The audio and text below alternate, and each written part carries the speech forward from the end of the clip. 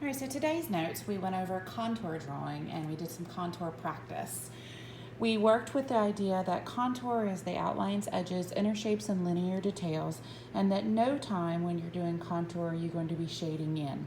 You do have the ability to choose the different kinds of lines that you use, so you can use the thick lines, thin lines, light or dark lines. You can use double lines, sketchy lines, smooth lines, or rough lines, but you're not going to be covering things in. This particular exercise that we did today really examined our ability to see edges, whether they're hard edges or soft edges.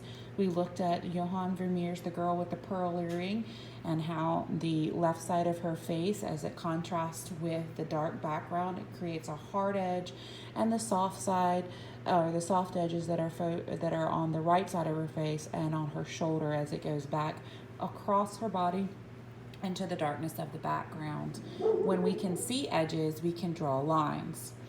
Calder was one of the artists that we looked at, and he was an artist who uses wire to draw lines through space. This was one of our drawings that we did of one of his portraits. We then practiced blind contour, which means that we do not look at all at our paper. We did that by putting our hand in our lap and then making sure that our drawing hand was up on the table surface and drawing in our sketchbook.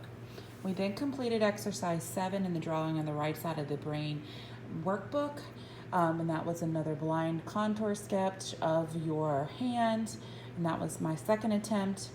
Finally, we had some practice where you were gathering a couple of different objects from around the house and you were attempting to practice. And I need to do one more to complete my page of notes. Take a picture of the entire 2-page spread and turn that in Google Classroom today. Remember, tomorrow is an asynchronous day. You will find that assignment listed as asynchronous on the Google Classroom classwork portion. Thanks.